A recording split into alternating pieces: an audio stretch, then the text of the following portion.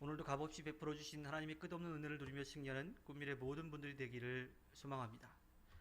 이 시온이라고 표현하고 있는데 이 예루살렘, 이 시온은 다윗이 점령한 이후로 이스라엘에게 있어서 굉장히 중요한 그런 장소였죠.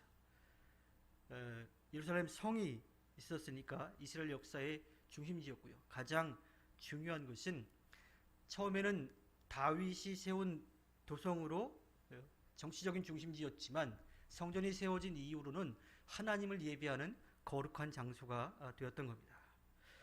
성전이 거룩한 이유는 하나님을 만날 수 있는 장소였어요. 이스라엘 민족이 하나님을 만날 수 있는 거룩한 장소이기 때문입니다. 또 이스라엘 백성에게 있어서 성전이 있는 그 시온은 하나님이 거하시는 장소이고 또 하나님의 은총이 끊임없이 흘러나오는 그러한 장소였던 거예요.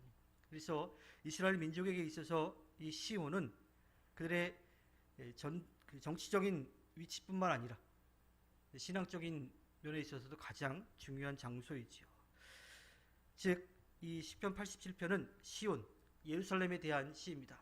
1절에 보면 거룩한 산이라고 표현하고 3절에는 하나님의 도성이라고 이야기를 합니다. 그리고 2절과 5절에서는 이 시온이 바로 예루살렘 성을 뜻하는 거죠. 그것이 이제 그 1절에 보면 그 터전이 거룩한 산 위에 있구나라고 이렇게 이야기를 하는데, 터전이라고 하는 것이 이 기초라고 하는 거죠. 거기서부터 출발이에요. 즉 하나님을 예배하는 그 장소로부터 이스라엘의 모든 그 역사와 또 삶, 신앙이 시작한다라고 하는 이야기입니다. 하나님께서 이스라엘의 터전으로 삼으신 도시가 다른 곳이 아닌 바로 산 위에 있는 예루살렘 성전이라고 하는 거예요. 그곳이 하나님께서 그것을 거룩하게 만드신 이유는 그곳에서 하나님을 만날 수 있도록 하나님을 예배하는 장소이기 때문인 거죠. 특별히 그 장소 자체가 중요한 게 아닙니다. 그 장소가 거룩하기 때문에 그곳을 하나님께서 예배하는 장소로 만든 게 아니라 거꾸로 하나님을 예배하는 장소였기 때문에, 하나님을 만나는 장소였기 때문에 그곳이 거룩한 곳이 되는 거지요. 그러니 하나님에게 있어도 굉장히 중요한 장소이기도 하고 이스라엘 민족에게 있어도 굉장히 중요한 장소가 되었던 겁니다. 그래서 거기를 거룩한 산이라고 불렀던 거예요. 오늘 말씀에서 하나님께서 시온을 사랑하시고 또 영광스럽게 여긴다라고 이야기를 합니다. 예루살렘이 하나님을 예배하는 장소이기 때문에 그렇죠. 그리고 그곳에 아주 특별한 보물이 있기 때문입니다. 이 특별한 보물이라고 하는 것은 우리가 생각하는 것처럼 금과 은 이러한 재물을 뜻하는 게 아니라 바로 하나님을 예배하는 예배자들이 있다라고 하는 거예요. 그래서 하나님께서 그곳을 기쁘게 여기시는 거지요. 가장 귀하게 여기시고 그곳에서 하나님의 놀라운 역사를 드러내시는 겁니다. 이 시대에 하나님께서 사랑하시는 장소는 바로 그리스도의 몸된 공동체인 교회입니다. 왜냐하면 하나님을 믿고 사랑하는 사람들이 모여서 예배하는 장소이기 때문이지요. 사실 하나님을 예배할 때 예배하는 그것은 장소나 시간은 중요하지 않아요. 중요한 것은 하나님을 예배하는 사람들이 모여서 영과 진리로 마음을 다해서 뜻을 다해서 힘을 다해서 하나님을 예배하는 것, 그것이 가장 중요한 거죠. 그리고 그렇게 예배할 수 있도록 모일 수 있는 공간이 교회 공동체가 되는 겁니다. 다른 곳에서는 사람들이 모여서 많은 것들을 이야기하고 또 많은 노래들을 또 좋은 일들을 한다 하더라도 하나님을 예배하는 모습이 없더라면 중요한 곳이 되지 않는 거죠. 좋은 일을 많이 했지만 실제로 구원의 역사는 이루어질 수가 없습니다. 왜냐하면 구원의 역사는 오직 예수 그리스도를 통해서만 이루어지기 때문이죠. 그래서 하나님의 눈에 가장 사랑스럽고 영광스러운 존재가 바로 교회입니다. 교회 자체가 거룩해서가 아니라 하나님께서 거룩하다라고 여겨주시기 때문인 거죠. 시온이 하나님의 터전이었듯이 그리스도의 몸된 공동체인 교회도 하나님의 터전이 되는 겁니다. 예수님은 베드로의 신앙 고백 가운데 그 고백 위에 교회를 세우겠다라고 말씀하셨어요. 주는 그리스도시요 살아계신 하나님의 아들이십니다 라고 고백할 때, 그 구원의 은혜를 믿으며 그 은혜를 받아들이고 살아갈 때, 그것이 바로 그리스도의 몸된 공동체가 된다라고 하는 거예요. 하나님이 시온을 거룩하게 여기시고 그곳에서 이스라엘 민족을 만나셨던 것처럼 지금 우리에게 세워주신 교회를 통하여서 하나님이 우리들을 만나 주시는 겁니다. 그래서 교회는 하나님의 자랑이기도 하고, 또 우리가 하나님을 만날 수 있는 장소이기도 하고, 또 우리에게 하나님을 만나는 기쁨을 줄 수 있는 곳이기도 합니다. 하나님의 터전 위에 세워진 교회 공동체는 하나님이 기뻐하시는 거죠.